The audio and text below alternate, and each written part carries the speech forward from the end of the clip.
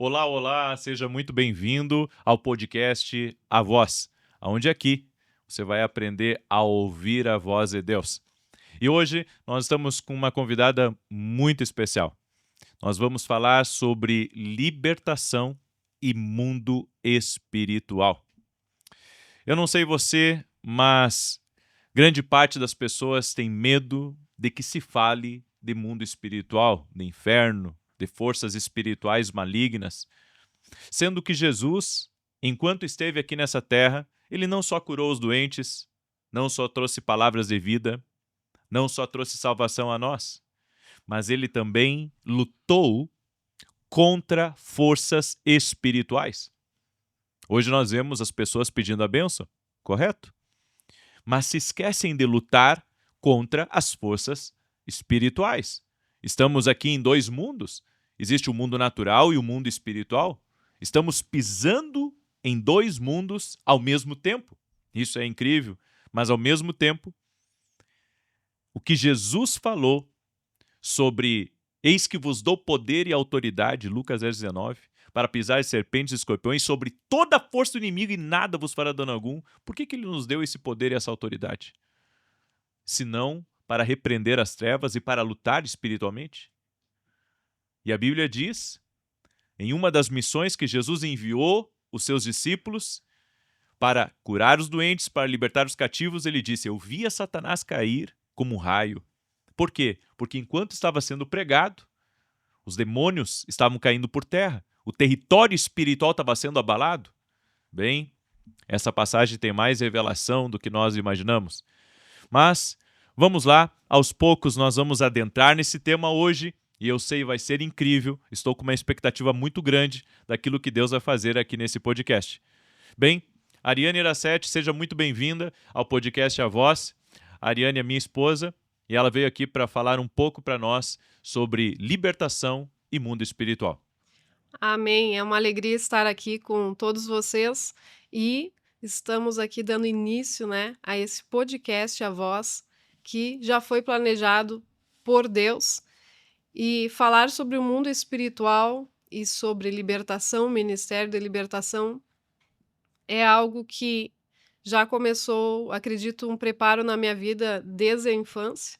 Então, começando por aí, eu creio que o mundo espiritual ele é real. A Bíblia diz que boa parte dos anjos, né, foram expulsos junto com o inimigo da nossa alma, e eles atuam no mundo, na terra, e agem contra a vida das pessoas. A palavra diz que existe uma condenação já preparada para Satanás, seus demônios e para aqueles que estiverem no inferno, que será o lago de fogo. Mas essa condenação ela ainda não está em execução, ou seja, existe uma ação espiritual que ainda ocorre no mundo. É como se o inimigo tivesse uma sentença, mas ainda não estivesse cumprindo essa sentença. Então ele está agindo, operando na vida das pessoas, e eu acredito que a proteção é a chave para uma pessoa ficar protegida do mundo espiritual. A proteção divina, a proteção que vem de Deus. Só que essa proteção ela só vem com a busca. Se a pessoa ela não buscar a Deus, ela vai estar com a sua casa espiritual destelhada. Então eu acredito muito nisso, que o mundo espiritual que nos rodeia, né, que envolve a vida das pessoas, existe uma proteção, só que essa proteção ela tem que ser buscada. Tá certo.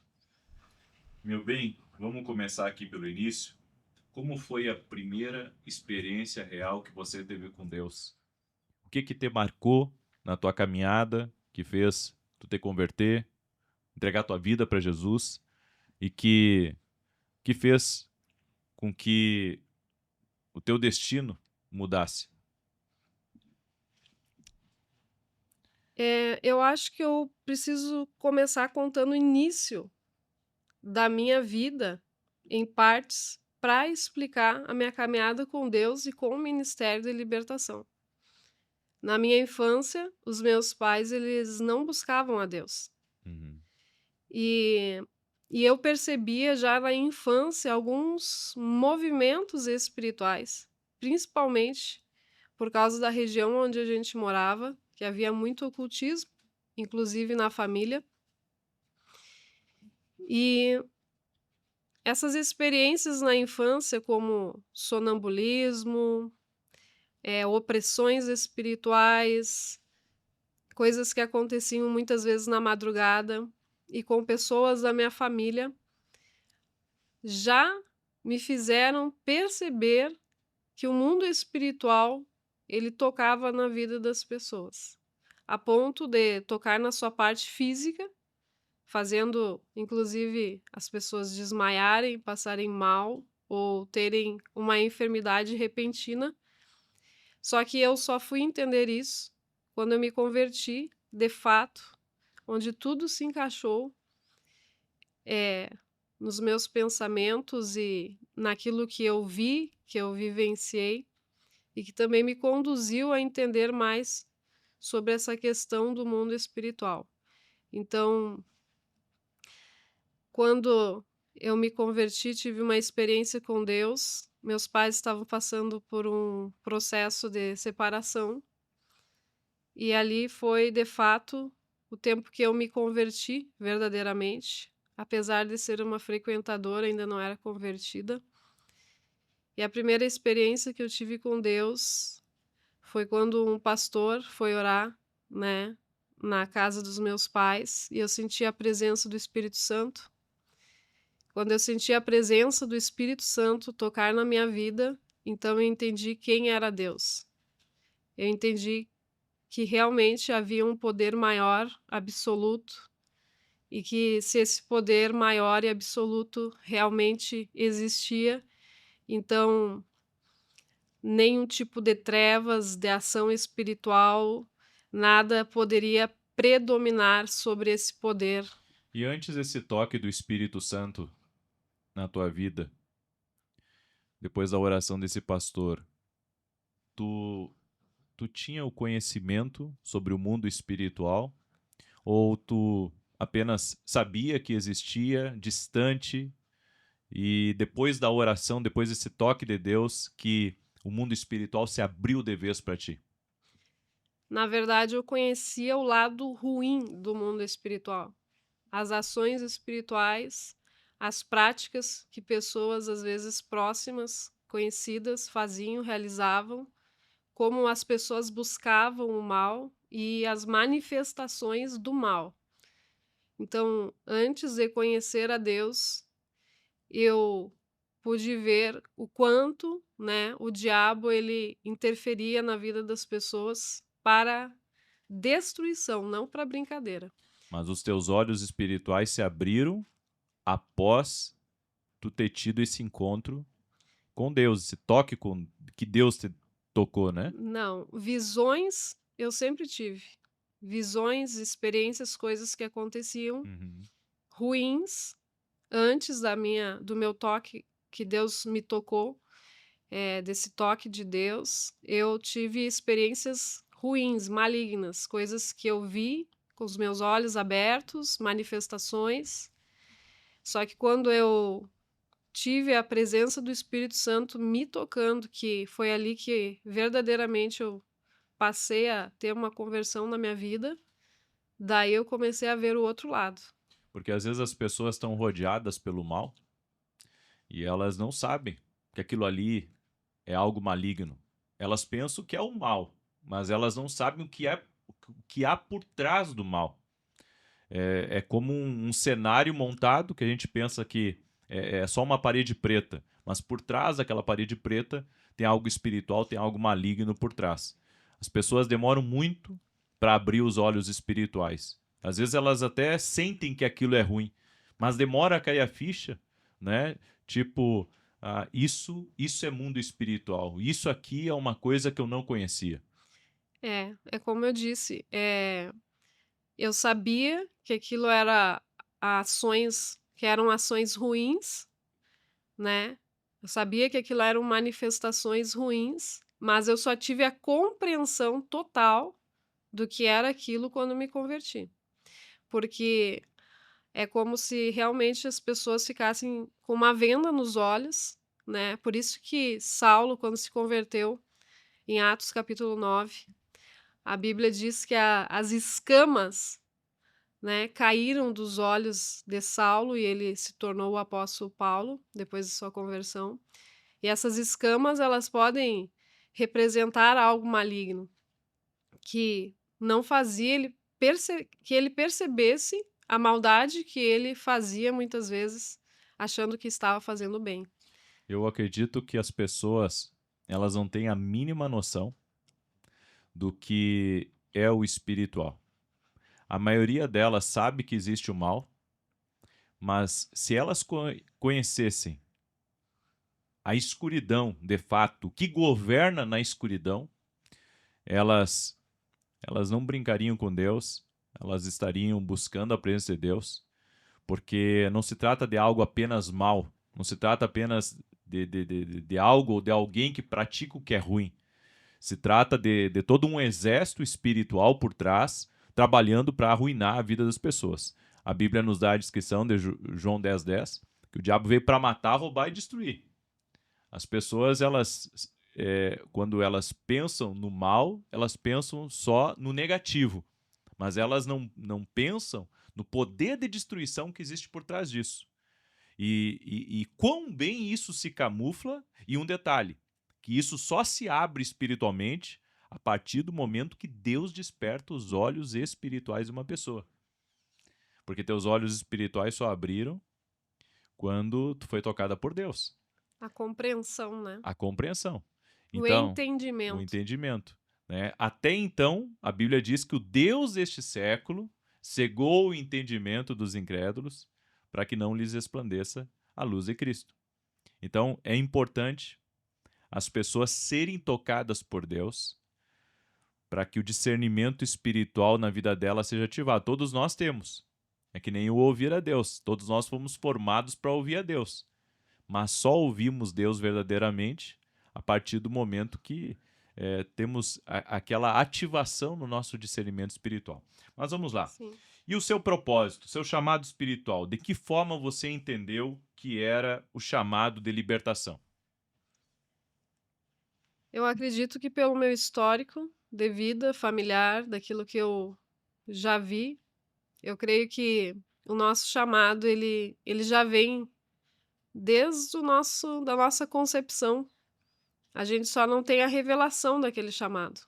Então ele floresce.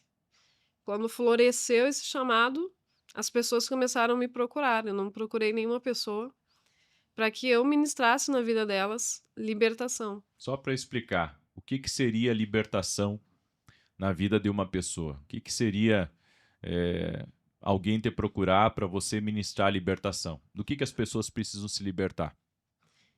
A primeira vez que uma mulher me procurou, que foi a partir daí que começou a fluir fortemente esse chamado, ela sentia a necessidade de ser livre em algumas áreas da vida dela que eram presas, amarradas, não fluíam.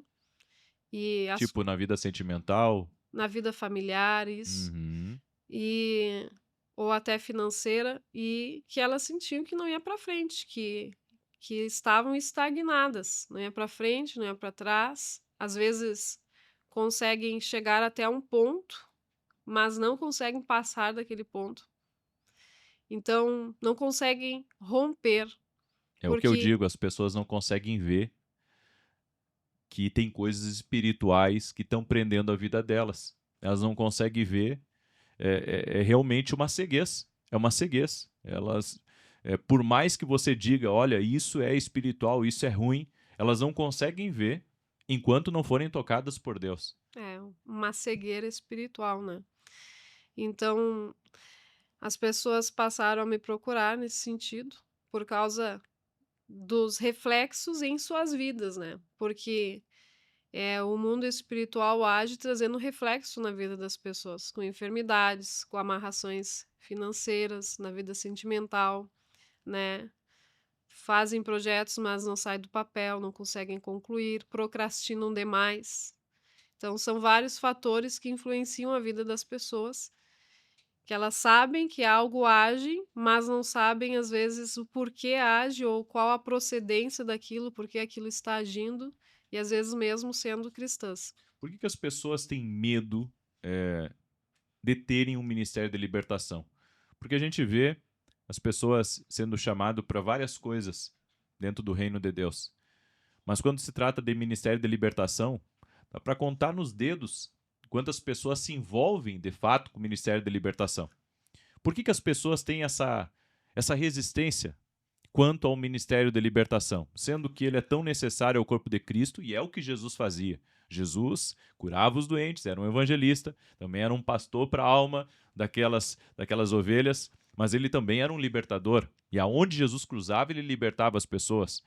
E por que hoje não existe tantos libertadores? Por que hoje as pessoas são tão resistentes ao ministério de libertação? Muitas vezes Deus quer dar o ministério de libertação para pessoas, ela tem medo de que ali uma pessoa se endemonie, né, fique possessa de espíritos imundos. Aí tem aquela passagem do Gadareno, né, que a legião de demônios pegava o Gadareno, levava ele para o cemitério e destruiu a vida dele. As pessoas pensam que ministrar a libertação é que todo mundo está possesso. Explica um pouquinho para o pessoal o que é o Ministério de Libertação aí de fato e por que as pessoas, algumas têm essa resistência ao Ministério de Libertação. A libertação, ela faz parte do ID de Jesus. Então, isso foi declarado como algo meio que impositivo aos cristãos, né? Não somente curar os enfermos ou proclamar o reino, a salvação, mas também libertar os cativos, os oprimidos. A Bíblia diz que para isso se manifestou o Filho de Deus, para desfazer as obras do diabo. E então a libertação, ela faz parte de uma vida cristã, de ser um libertador. A importância de ser um libertador é muito maior do que as pessoas imaginam, porque quem está aprisionado sofre, padece, né? É muito triste quando uma pessoa está aprisionada, às vezes sofrendo terrores noturnos, perturbações noturnas, sofrendo com doenças, presas em doenças que muitas vezes são ações malignas sobre o corpo da pessoa, sobre a mente da pessoa. E se as pessoas soubessem que é tão importante, né, libertar uma pessoa. Pega aquele texto de João 8,32, e conhecereis a verdade vos libertará. E elas pensam da seguinte maneira: se eu me libertar pela palavra, eu estou livre. Se há um verdadeiro arrependimento na pessoa, realmente ela pode ser livre de todo o vício, de toda a amarra espiritual, de toda a prisão espiritual. Mas há pessoas, por exemplo, Jesus chegou em Gadara, encontrou o gadareno. O gadareno viu Jesus chegando, mas ele não se libertou pela pregação de Jesus. Jesus teve que ministrar ali na vida dele e usar a autoridade para repreender aquela caça de demônios. Então, tem casos e casos. O que você diria para aquelas pessoas que dizem que a libertação vem só por meio da palavra? Eu acredito que para algumas pessoas, sim. Algumas pessoas entram na igreja, ouvem a palavra e já são libertas, porque faz parte do conhecimento de Deus. Mas nem todas têm toda a revelação desse conhecimento. Algumas demoram mais. Então, vai de entendimento para entendimento, de busca para busca e de entrega para entrega. Então, eu acredito que algumas pessoas, sim, quando entram na igreja, já são libertas pela palavra, mas outras pessoas demoram mais a receber essa libertação, porque eu acredito que como tu disse, de cada caso é um caso. Às vezes É, é necessário, sim, expulsar algo ministrar uma que libertação, né? está acontecendo ali na vida da pessoa.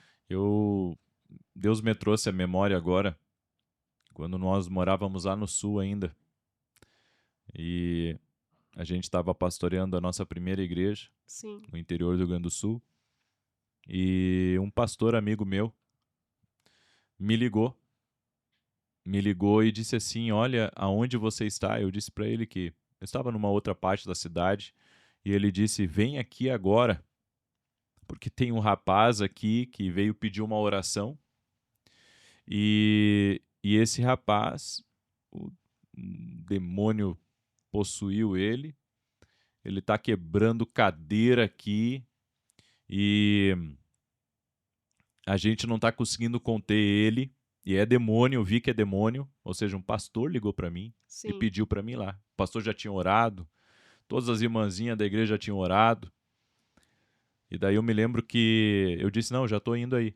Aí quando eu cheguei lá, realmente, né, tinha uns 2, 3 homens na volta dele e mais umas 2 mulheres segurando as pernas. E eu coloquei as mãos na cabeça dele e ali dei ordem, né, para que aquele mal saísse. E aquele mal saiu. E depois aquele pastor me perguntou, ele disse: Olha, a gente não tem esse ministério de libertação. Eu disse: Não, pastor. Todos os crentes têm esse ministério de libertação. Você só não conhece a sua autoridade ainda. O que você pensa sobre isso?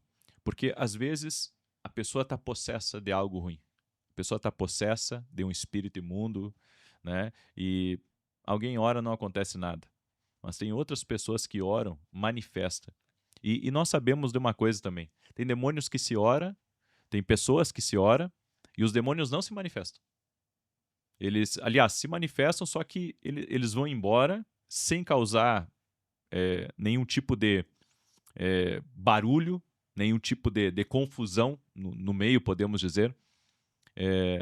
O que o Ministério da Libertação pensa sobre isso? É como a primeira a pergunta anterior que tu fez, né, sobre por que que as pessoas têm medo da libertação. Primeiro, às vezes não querem se envolver com o problema das outras pessoas, não querem entrar na brecha pela vida de outras pessoas, então simplesmente não querem se envolver. E segundo, a questão da autoridade espiritual, porque às vezes a pessoa ela ainda vive uma vida de pecado sendo crente, então ela não vai querer estar no ministério da libertação, porque a brecha, a porta está aberta na vida dela. Então aí a gente entra nos filhos de Seva, né, que que eles não tinham autoridade, eles queriam expulsar o mal que estava na vida de um homem, e só que eles não tinham autoridade para aquilo, e aquele homem que estava ali endemoniado, né, deu uma surra neles e eles saíram ali envergonhados, né, Não, e daquela situação. é interessante também que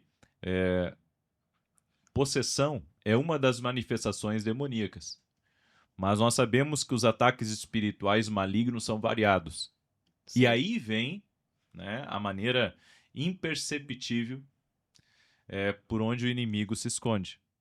Eu quero citar algumas coisas aqui, alguns sintomas de ataque espiritual, até você que está nos assistindo, presta atenção nisso. Fadiga e exaustão anormal. Esse é um dos sinais mais comuns. Esse cansaço extremo que não passa nem com descanso físico. O inimigo, a Bíblia diz em Daniel 7:25, que ele tenta esgotar os santos, tirando a força de uma pessoa, trazendo uma sensação de peso. É como se fosse um opressor, drenando a energia até da pessoa orar e ler a Bíblia. Segundo sintoma de ataque espiritual, confusão mental e desorientação. Incapacidade de tomar decisões simples. Pensamento acelerado, uma névoa mental constante. Eu não estou falando de possessão, estou falando de sintomas De batalha, de de um ataque. ataque, de batalha espiritual. O objetivo, até nesse caso de desorientação do inimigo, é impedir que a pessoa ouça a voz de Deus, deixando ela agitada. Daí a gente entra na palavra de Daniel, né, quando ele orou e jejuou por 3 semanas, ali estava travada uma batalha espiritual. E a Bíblia diz que ele perdeu as forças, que o anjo precisou levantar ele. Uhum. Então, ele estava, por causa de uma visão que ele teve, o inimigo, literalmente um principado, se levantou contra ele. E a Bíblia diz que o anjo não conseguia chegar com a resposta, porque estava travado uma batalha espiritual. Uhum. E no meio dessa batalha, ele entrou em consagração porque ele perdeu as forças. Então esse aí é um caso da Bíblia onde Daniel, né, ele Para ver ele que o ataque espiritual. ele sentiu no corpo, Exatamente, não. E outra coisa, o ataque espiritual que a gente vê hoje já existia. como E- o profeta Elias. Exatamente. Como o profeta Elias também, quando foi ameaçado por Jezabel, ele também perdeu as Pois é, forças. tá aí uma coisa interessante. Elias foi atacado violentamente por 450 profetas de Baal, mais 400 de Azera, no Monte Carmelo. E ele estava lá, firme, com o pé firme na rocha, ousado. É que existe uma diferença, né? Porque naquele momento ele estava debaixo de uma direção de Deus e, na verdade, ele não estava sendo atacado, ele estava desafiando. Então, ele estava preparado para aquele momento. Uhum. Agora, Jezabel, não. A ameaça que veio contra Elias foi algo que ele não esperava. Porque ela simplesmente disse, ela fez uma ameaça. Em 24 horas eu vou acabar com você. Só que aquilo ali abateu Elias. É bem parecido com uma depressão que aconteceu com Elias ali. Ali foi literalmente um ataque espiritual. Porque, na verdade, eu acredito que Elias já achou que a batalha estava vencida. Só que, quando Jezabel ameaçou ele e disse: "Olha, né, que se os deuses dela poderiam aniquilar ela se no outro dia ele não tivesse morto".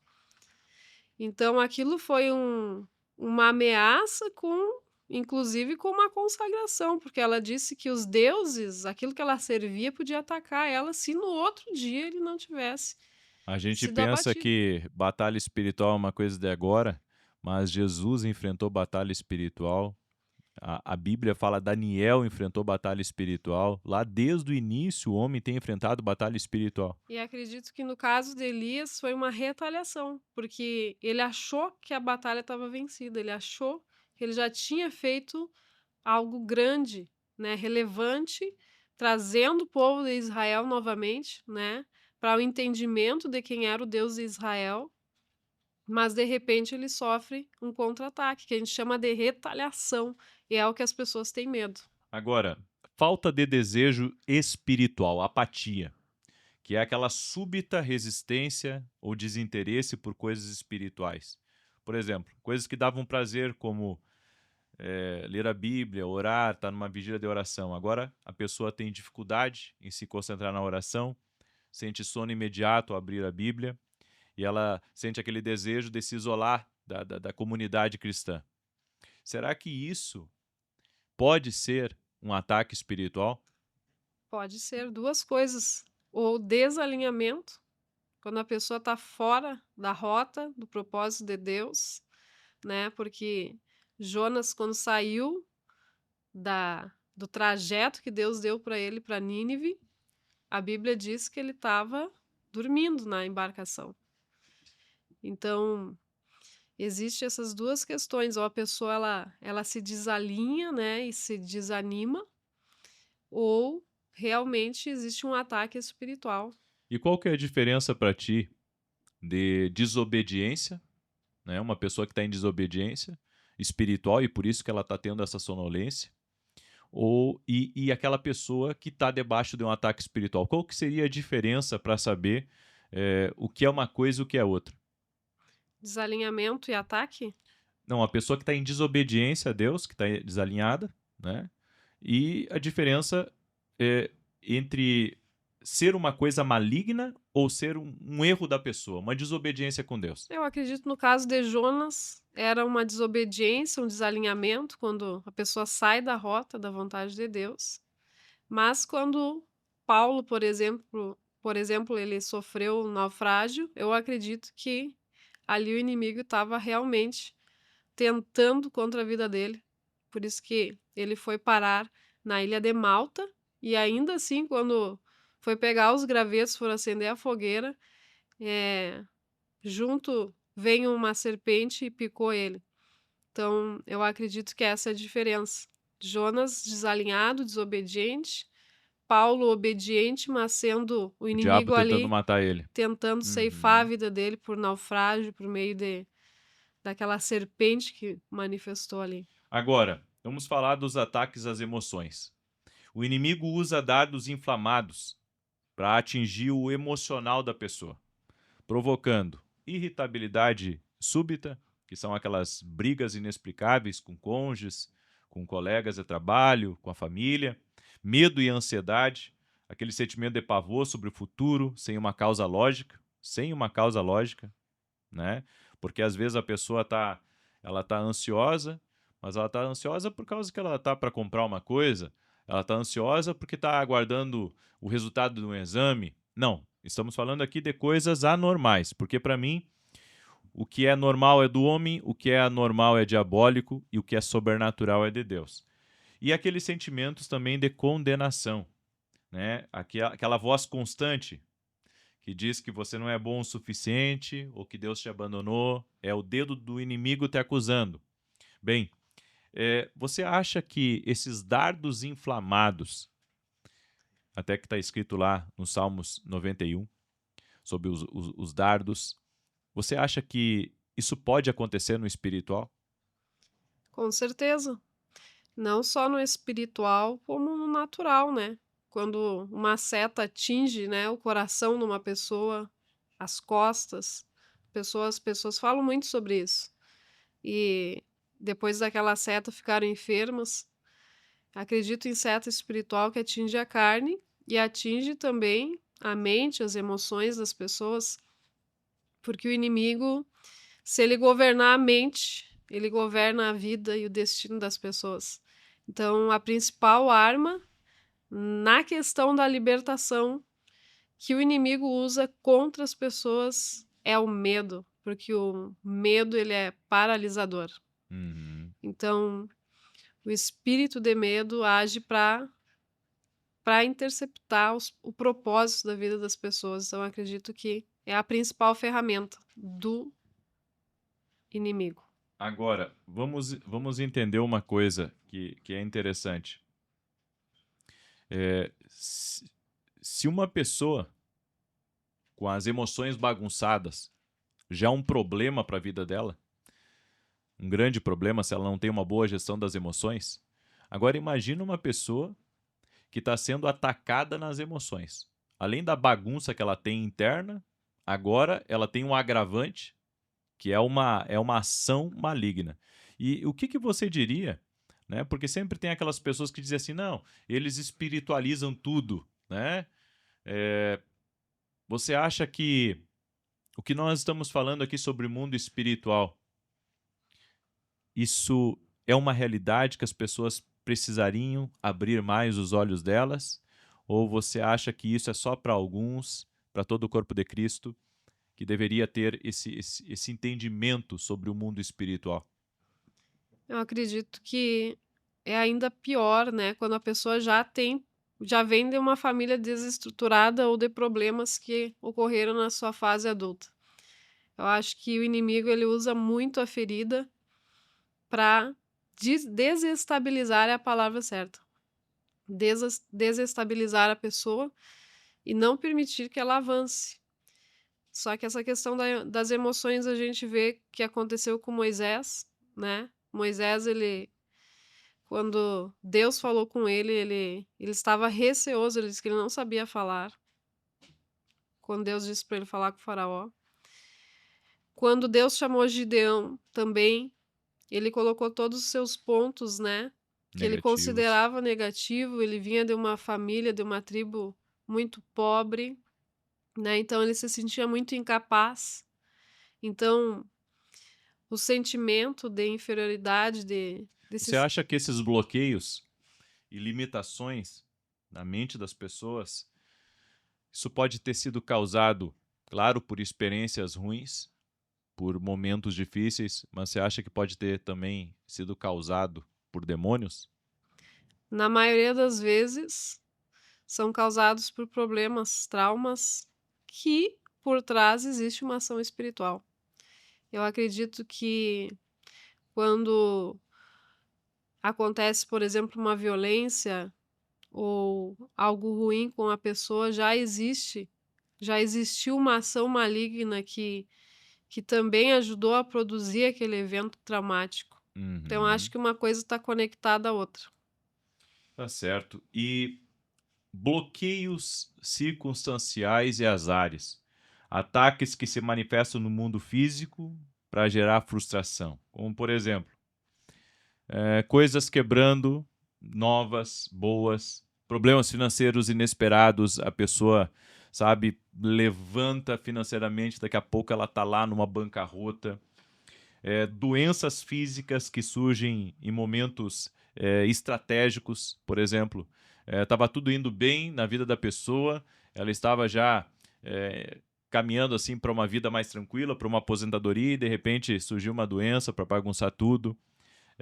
Você acha que esses bloqueios circunstanciais pode haver uma ação maligna ou é azar mesmo, porque tem pessoas que acreditam, não, isso é azar, né? Teve o azar que teve um problema desses.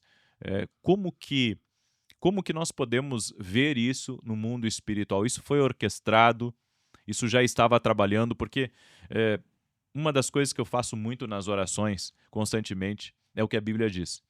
É, a Bíblia fala muito sobre o laço do passarinheiro, ela fala sobre a arma forjada, ela fala sobre reuniões que acontecem no espiritual, ou seja, a formação espiritual, né?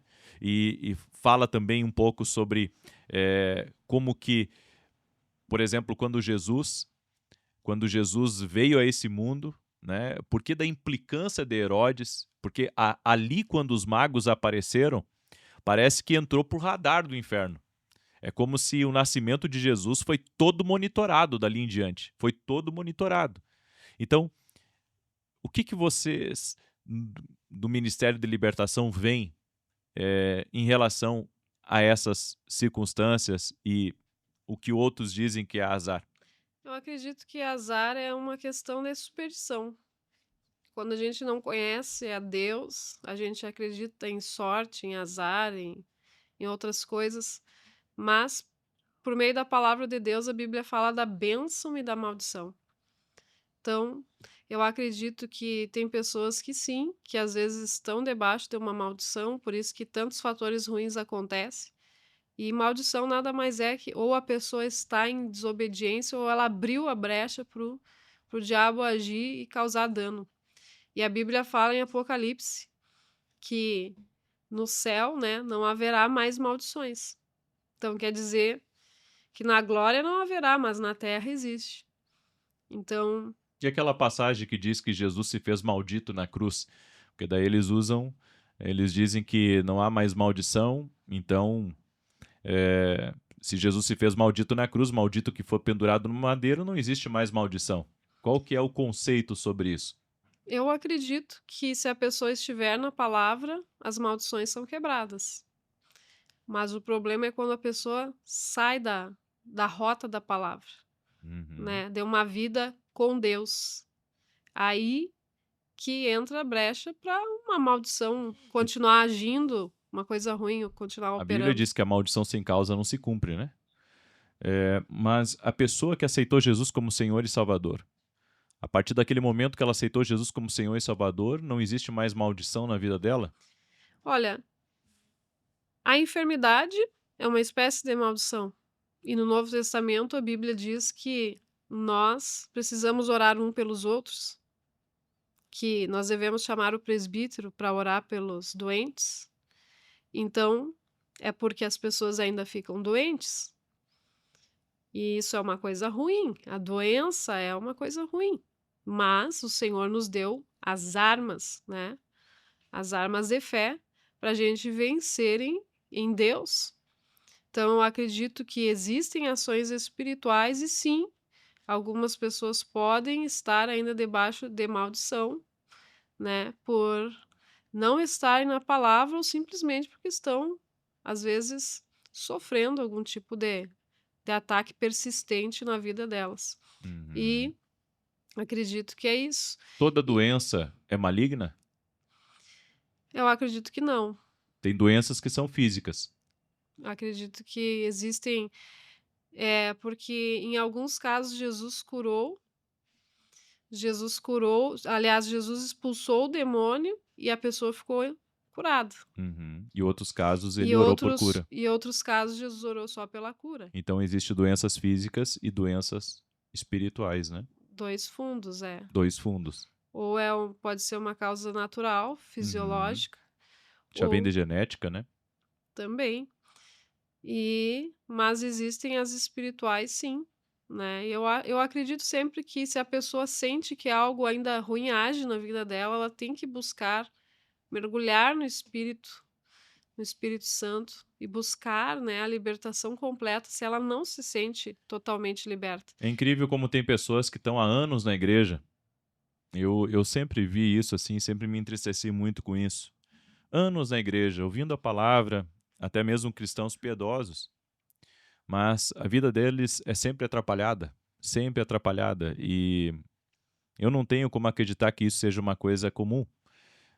Não é comum, não é normal, e não creio que é a vontade de Deus para a vida da gente. Eu acredito que, quando isso acontece, é porque a pessoa se conforma ou foi ensinada da maneira errada. Uhum. Porque ela se conforma com um ataque, ou ela foi ensinada que ela deve viver de um Sofrendo. de uma maneira assim, sofrendo, em dificuldades, e ela foi ensinada que aquilo é de Deus para a vida dela. Só que Deus nos diz na sua palavra que ele tem uma vida plena para os seus filhos. Então eu acredito nisso, que depende muito do conhecimento, do Uhum. entendimento e da busca da pessoa, porque se ela pedir, se ela buscar, se ela bater a situação, a realidade, ela vai mudar. Eu estava esses dias meditando numa palavra sobre a diferença da palavra provar e da palavra tentar. O objetivo de Deus provar a gente é para Deus fortalecer uma área da nossa vida que foi enfraquecida ou está enfraquecida. Então Deus prova para fortalecer. E o objetivo da tentação é o contrário, porque a tentação, quem tenta é o diabo. E o objetivo dele é encontrar uma fraqueza para destruir. Então, há pessoas que passam a vida inteira pensando que a vida é para viver na provação, que Deus quer que ela viva Tá sempre na luta. na luta, na dificuldade, e não é o que Deus quer. A Bíblia diz: se quiserdes e me ouvides, Isaías 1, 18, 19, comereis o melhor dessa terra. Jesus disse: eu vim para dar vida e vida com abundância. Então, se Jesus é o caminho, a verdade e a vida, como nós cremos, essa vida, as pessoas têm que viver ela, elas têm que buscarem essa vida que Deus tem para elas. A vida abundante, a vida feliz, a vida plena, a vida completa. Sabemos, nessa vida teríamos aflições, João 16,33, mas Jesus disse: tem de bom ânimo, eu venci o mundo. O que ele estava dizendo? Ele estava dizendo: existe um caminho para a vitória, né? Existe um caminho, a nossa vida espiritual. Eu acredito que as pessoas confundem o processo de santificação como uma penitência, ou algo que elas necessitam fazer, mas Jesus já fez. E o processo de santificação não é a pessoa viver uma vida derrotada, mas procurar ser mais semelhante a Jesus, né? Procurar fazer as coisas mais certas, né? Porque todos nós somos passíveis de erro, todos os dias erramos, e eu acredito que é nessa linha. É fato que não é todo mundo que vai ser rico, mas todos que quiserem podem ser prósperos. Porque a prosperidade, ela não significa riqueza financeira. Significa não ter falta de nada. E isso cabe tanto para o rico quanto para o pobre. O rico precisa de prosperidade e o pobre precisa de prosperidade também. Agora, as pessoas têm que entender o seguinte, que se a prosperidade é uma coisa de Deus, tudo aquilo que luta para que eu não viva uma vida plena, existe um combate espiritual para que eu não entre nessa plenitude. E eu acredito que é isso aí. O É, inimigo quer que as pessoas se mantenham à margem do que Deus tem para elas. aconteceu exatamente com o cego Bartimeu, né? Ele estava à margem, estava vestindo uma capa que representava um símbolo. A capa dele não era expressiva porque era para mendigo, né? E ele estava à margem. E ele começou a gritar, a chamar por Jesus quando Jesus estava passando. Filho de Davi, tem misericórdia de mim. E Jesus não somente curou a enfermidade que ele tinha nos olhos, né, o que limitava ele de enxergar, mas quando Jesus chamou ele, ele tirou fora aquela capa. Uhum. Quando ele tirou fora a capa, ele já sabia que a vida dele ia mudar. Ou seja, Deus não ia somente curar os seus olhos, Deus ia mudar a vida dele, Deus ia tirar ele daquela situação, né, onde ele mendigava, assim como aquele homem, né, que estava na porta do templo, chamado Formosa, e, e ele estava mendigando também. Mas Deus queria mudar a realidade dele também, não era somente a cura. Então, eu acredito que Deus ele faz a obra completa. Como identificar que é um ataque espiritual na vida de uma pessoa? Eu acredito que é Qual que é a pelo chave? os sintomas, né? Os sintomas, a pessoa vai saber que tem algo diferente. Vai saber que algo está fora da ordem, né, da normalidade. É quando existe uma balança enganosa, né? Algo está acontecendo ali que está mexendo com a vida da pessoa. Então, eu Agora, acredito. esses sintomas, eles se misturam muito com o que é da vida. Por exemplo, a pessoa pensa, não, isso é o normal da vida. Como que ela vai identificar que aquilo ali é uma coisa fora da normalidade? Seria o discernimento espiritual? Eu acredito que entra mais na parte do entendimento, dela saber que Deus não tem aquilo para a vida dela, né? Depende se a pessoa é cristã ou não. Porque se a pessoa ela não é cristã, ela vai sofrer ataques e vai talvez aceitar aquela situação. Vai sempre procurar os médicos primeiro, que nem a mulher do fluxo de sangue, vai procurar todas as alternativas terrenas para a solução do seu problema. Quando a pessoa não é cristã, ela geralmente, no último caso, ela deixa para buscar a Deus, né? Eu listei aqui, ó, 4 passos para resistir um ataque espiritual. Primeiro deles, arrependimento. Verificar se há portas abertas, pecados não confessados. Segundo, o uso da autoridade. Orar em voz alta repreendendo o ataque no nome de Jesus. Terceiro, a intercessão. Pedir a outros guerreiros de oração que se unam a você. E o quarto, o louvor. O louvor é uma das armas mais poderosas mencionadas na palavra de Deus para quebrar a atmosfera de opressão. Para você, esses 4 passos para resistir os ataques espirituais fazem sentido? Eu acho que o principal é o arrependimento e quebrantamento, Uhum, porque Deus não opera em gente orgulhosa. uhum, Quando aquela mulher cananeia chegou até Jesus pedindo que a sua filha estava miseravelmente endemoniada e ela começou a pedir pela filha dela, Jesus ele não queria atender, porque ela servia a outros deuses, estava conectada a outras coisas. E ele disse para ela: eu não posso tirar o pão dos filhos e dar aos cachorrinhos. uhum. Mas então ela disse que os cachorrinhos também comiam da migalha dos seus senhores. Então eu acredito que naquele momento Jesus disse, né? Grande é a fé dessa mulher, grande é a tua fé. Então ali a Bíblia diz: humilhai-vos, pois debaixo da potente mão de Deus. E Uhum. Ele que vai nos Nos erguer, exaltar. exaltar. Então eu acho que se render, o quebrantamento é o principal, o arrependimento. A gente vê isso acontecer também com Naamã. Uhum. Verdade. Eliseu disse para Naamã: vai lá no Rio Jordão, mergulha 7 vezes e você vai ficar curado.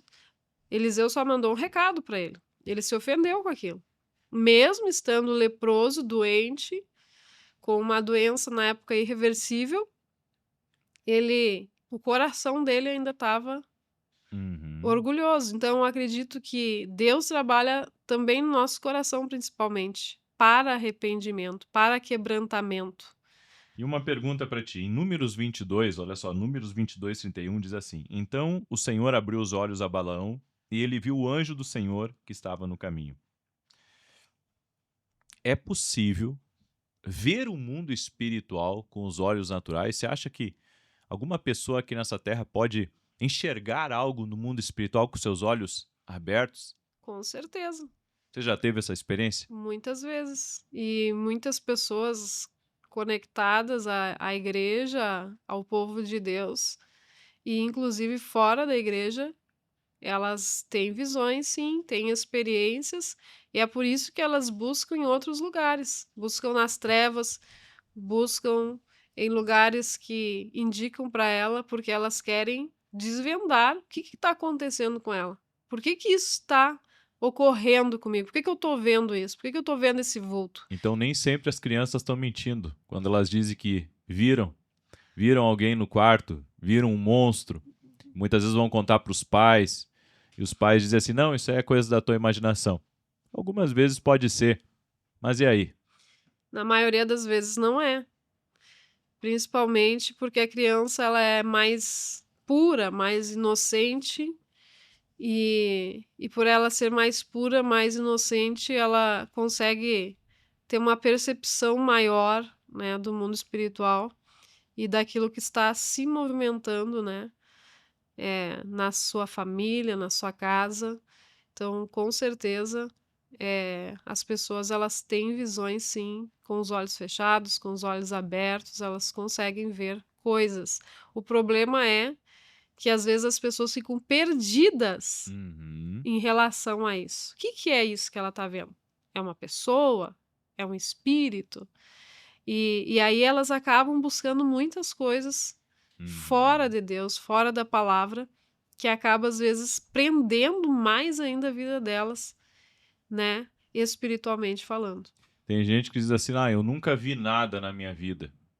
Mas, apesar dela nunca ter visto nada, eu acredito que alguma experiência ela já teve parecida com isso. É que as pessoas, elas Ou querem ela já ignorar, ou ela já às vezes, teve, né? ou alguém próximo a ela já teve. Então é muito Uhum. difícil uma pessoa viver cercada de outras pessoas, não saber das experiências das pessoas. Bem, para você, qual o sinal físico imediato de que o mundo espiritual está agindo no ambiente? Em Mateus 9,20 diz: E trouxeram-lhe, e quando ele o viu, o espírito sacudiu com violência e, caindo em terra, revolvia-se espumando. Isso aconteceu com Jesus. Existe algum sinal físico de uma manifestação maligna em um ambiente? Tem um exemplo para nós? Depende de se é de ambiente ou de pessoas, né. De ambiente. De ambiente, geralmente pesa o ambiente, né, manifestações de ambiente. Existe lugares que o ambiente é leve, né? E existe lugares que o ambiente é pesado. E Ou a não é pe todo mundo que sente. E a Hum, segunda coisa é a pessoa passa muito mal, às vezes, quando chega em determinados lugares. Exatamente. Isso, inclusive, teve pessoas que já me pediram oração por isso. Elas disseram: olha, entrei em determinado lugar bem tranquilo e me deu uma dor de cabeça, um peso, uma vontade de chorar. Tive que sair correndo de lá. Inclusive passam mal, Exatamente. tem muito reflexo, assim, quem é mais sensível chega num lugar Isso é sinal de que existe ali uma ação maligna naquele lugar, que né? confrontou a pessoa E no com mais exato legalidade. momento ali que é uma Uhum. legalidade maior, É uma legalidade né. maior, né? Eu lembro que tinha uma loja que eu entrava antigamente, como a gente é mais sensível ao mundo espiritual, e eu sempre sentia muito peso naquela loja, Inclusive tem diferença até de país para país, né? de O, a- país para o país, ambiente espiritual, né? de De estado para estabelecimento estado, para estabelecimento, tudo, até de igreja para igreja. até da igreja para igreja. Então, acredito sim. Inclusive, às vezes, na própria igreja que a gente congrega, Às vezes você sente, né, o ambiente está bom, está leve, mas por que que outras vezes está pesado? Às vezes as pessoas estão carregadas e você tem aquele discernimento, né. Para orar em favor daquilo, né? Isso. Por isso que o ministério da intercessão ele é importante, inclusive dentro das igrejas. Você lembra que muitas vezes a gente estava fazendo eventos fora e o primeiro dia, às vezes um peso espiritual, e no segundo dia parece que tudo fluía. Ou seja, o ambiente espiritual, ele é muito real, né? Verdade. Nós sentimos, literalmente. Me lembro de um evento que nós fizemos em Minas Gerais e, e eu chamei a equipe inteira para orar dentro do quarto, porque senti um peso terrível um dia antes do evento começar.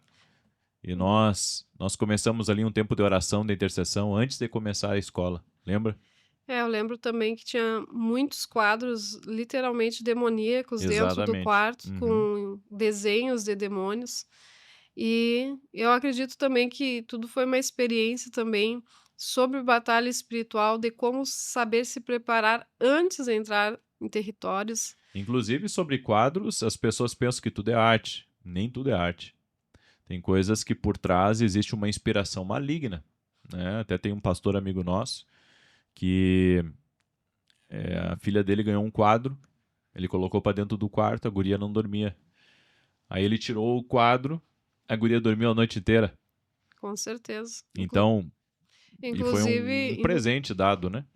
não só quadros, como às vezes brinquedos, né? Existe, a gente ouve muitos relatos assim. Bem, é possível que uma palavra dita na infância possa se tornar uma fortaleza demoníaca na vida adulta. Em Provérbios 18:21 diz: a morte e a vida estão no poder da língua, e aquele que a ama comerá do seu fruto. A palavra tem tanto poder assim? Sim, principalmente por causa da autoridade, né? Deus criou as coisas por meio da palavra.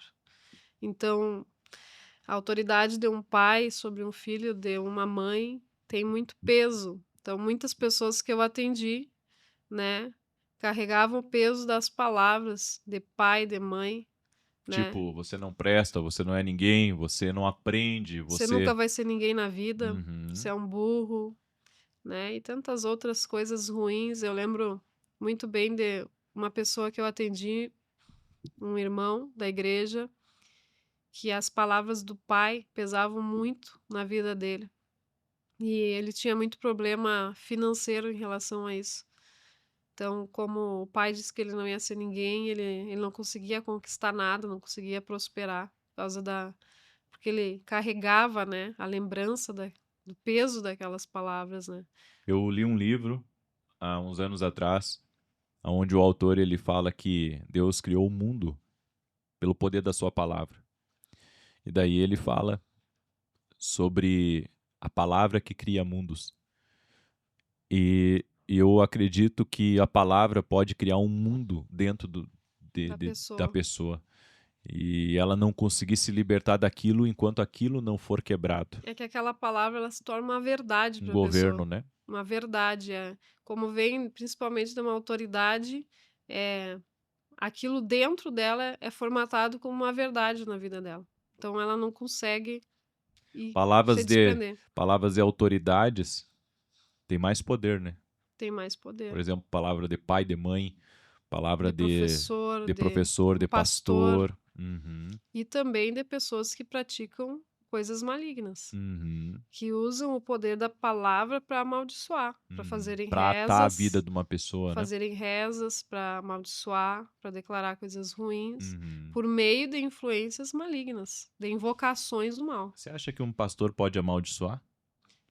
Existem muitos relatos, né, de pastores que amaldiçoam as pessoas, que a gente já ouviu, né? Uhum. Mas isso é errado, né? É errado.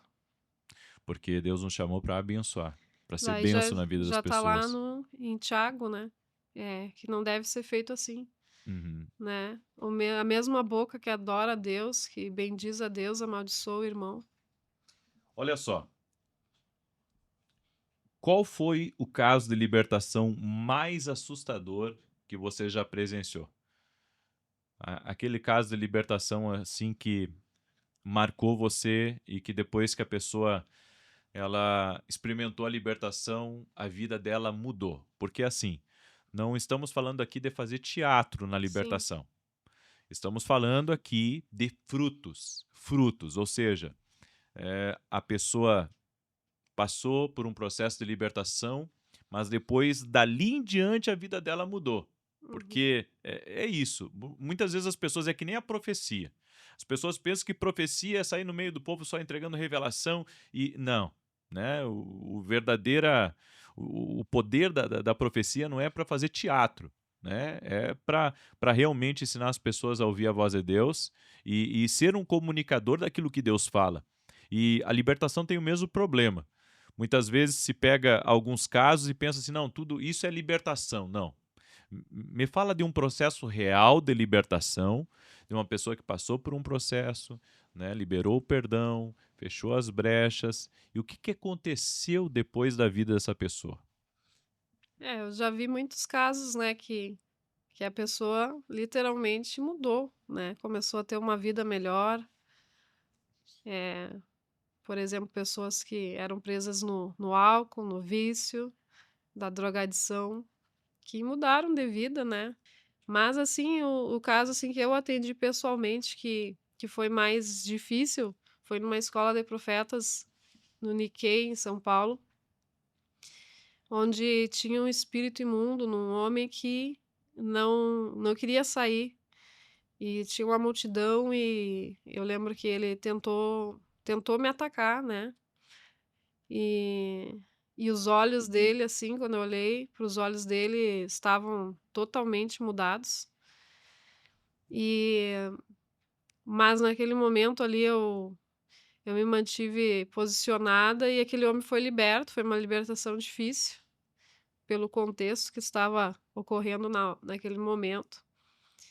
E eu não falei depois mais com ele, eu não sabia quem ele era, mas depois em outra escola de profetas, acho que foi até em Minas Gerais, a gente viu ele no aeroporto, eu acho que ele era da Espanha, Uhum. ele não era brasileiro.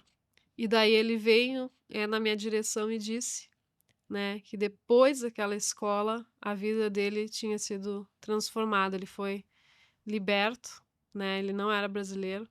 Então foi uma coisa bem marcante também, pessoas que eu vi também, quase morrerem, né, Uhum. e voltaram, né, também foi bem forte, 2 vezes que eu vi isso, que a gente viu, né. 3 vezes aconteceu isso, de pessoas praticamente quase morrerem e voltarem. Então acho que foi os mais marcantes, assim, que eu vi. Uhum. E uma coisa que o pessoal tem muita dúvida, em 2 Crônicas 6:30, a Bíblia diz: Porque só tu conheces o coração dos filhos dos homens. Você, você acha que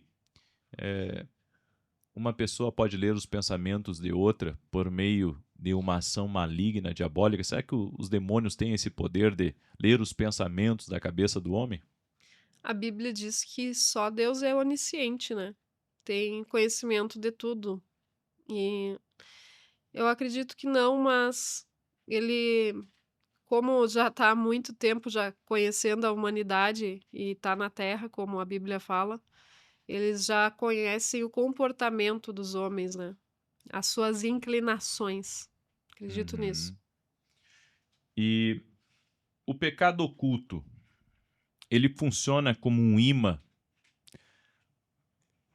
para espíritos imundos virem e agirem, perturbarem a vida da pessoa? É, eu acredito que o pecado oculto é aquele pecado que as pessoas não sabem, mas a própria pessoa sabe. Porque a Bíblia diz que o que encobre as suas transgressões jamais prosperará, né? É, então eu acredito que os outros podem não saber, mas a pessoa em si ela sabe aonde ela erra, né? E acredito que é isso, que sim, que os espíritos, o mundo espiritual ele sabe, né? Quando uma pessoa abre uma brecha. E não tem como ela não ser atacada se ela abrir a brecha. O que, que é a brecha? Vamos falar. O que, que é uma porta espiritual aberta? Acreditamos que A brecha, ela vem pela desobediência e pelo pecado. São autorizações que as pessoas dão para o mal entrar e agir, né. Por isso que daí fala aquela passagem que Jesus falou da casa, né, onde foram expulso o mal foi expulso, mas a casa ela ficou Vazia. vazia. Então, até o fato da pessoa ficar vazia de Deus pode ser uma oportunidade para o mal voltar. Tiago 4,7, sujeitai-vos, pois, a Deus, resistir ao diabo e ele fugirá de vós. Alguém que está nos ouvindo agora, que identificou que tem uma porta aberta, de falta de perdão, né? Ou está praticando algum pecado e não se arrependeu, o que essa pessoa tem que fazer? Qual o primeiro passo assim para ela fechar a porta aberta? Se sujeitar a Deus é a gente deixar a nossa vontade, né, porque a nossa carne ela vai querer uma coisa, mas Deus ele vai querer outra coisa para nossa vida. Então é negar a si mesmo, se sujeitar a Deus é deixar Deus literalmente agir na nossa vida, no nosso destino, nas nossas decisões e deixar a vontade da nossa carne. Então, enquanto a pessoa não se sujeitar, o diabo ele não vai sair assim. Ele não vai sair, nunca ele vai sair espontaneamente, porque ele quer. Ele tem que ser expulso ou a pessoa tem que resistir àquele mal, se sujeitando a Deus, vivendo a Uhum. palavra e abrindo mão dos seus desejos da carne. Acredito que é isso. Qual a mensagem, agora olhando para essa câmera aqui, que você deixa para aquela pessoa que tem lutado contra o medo? Aquela pessoa que o medo tem combatido a vida dela. Eu não estou falando do medo natural, estou falando de algo espiritual. Pessoas que estão batalhando, sabe, para vencerem essa insegurança, o temor do amanhã. Pessoas que estão sempre pensando que o pior está para acontecer. A pessoa que está sempre fragilizada pelas notícias. Como ela blindar a mente dela e vencer esse medo? O espírito do medo, ele age para paralisar, para interromper a vida da pessoa. Porque se ela ficar presa ao medo, ela não vai concretizar nada. Então, o inimigo ele age na mente das pessoas porque a mente governa. E se o medo estiver governando a mente da pessoa, ela não vai conseguir se movimentar, ser uma autoridade, ser um líder, ser alguém importante, ser alguém que realiza muitas coisas. Os projetos acabam ficando engavetados por causa do medo. Porque o medo ele vai sempre dizer para você que não. Então, o medo por si só aprisiona. O medo por si só deixa a pessoa em isolamento. O medo por si só tira a pessoa do propósito. Então, se o inimigo conseguir governar a mente por meio do espírito do medo, ele já vai conseguir fazer um cerco na vida da pessoa por um bom tempo. Então, é muito necessário, né, que a Bíblia fala que o verdadeiro amor lança fora o medo. Então, eu acredito que mergulhar no amor de Deus, na presença do Espírito Santo, é o fator fundamental, a rendição total a Deus, confiar e depender totalmente de Deus. É ter fé no amanhã, que vai dar certo, porque Deus é fiel. O amor perfeito é como um antídoto. O amor perfeito é como um antídoto. O texto que tu falou agora de 1 João 4,18 diz: no amor não há medo, pelo contrário, o perfeito amor expulsa o medo. Ou seja, se eu sei que Deus me ama, eu sei que eu vou ser cuidado por Ele e que o mal não vai me atingir. Então, para mim vencer o medo também, eu tenho que saber minha identidade de filho de Deus, certo? Confiar e depender. Confiar e depender. E para encerrar, como as pessoas podem acompanhar teu trabalho e aprender mais sobre como viver em liberdade total? Por meio do meu canal do YouTube, Ariane Iracete, Todos os dias temos lives, 11 da manhã, 18h30. Falo bastante sobre libertação, mas principalmente a gente ora, né, na questão da batalha espiritual, dos direcionamentos que Deus dá para a semana, seja oração de livramento, proteção, e também por meio da academia Kindle Global. Você pode ser nosso aluno e acessar o nosso site www.viniciracete.com.br. Amém? Que Deus abençoe a todos. Tem curso de libertação lá na academia, viu? Inclusive ministrado pela minha esposa. Então, se você quiser se tornar aluno da Academia Kindle Global, vá hoje mesmo no nosso site lá e se torne nosso aluno e vem fazer parte dessa academia que tem sido uma bênção na vida de muitas pessoas. E agora, uma boa notícia, a minha esposa vai fazer alguns podcasts aqui também, vai convidar outras pessoas, eu também, nós faremos muitas entrevistas, muitos podcasts, e vai Amém. ser algo incrível. Um abraço a todos vocês, muito obrigado. Peço que você nos ajude aí curtindo o vídeo, compartilhando com outras pessoas, se inscrevendo aqui no canal e vamos andar juntos. Esse é um propósito do reino. Aqui você aprende a ouvir a voz de Deus. Um abraço a todos, paz e prosperidade em o nome de Jesus. Até mais. Amém. Que Deus abençoe a todos.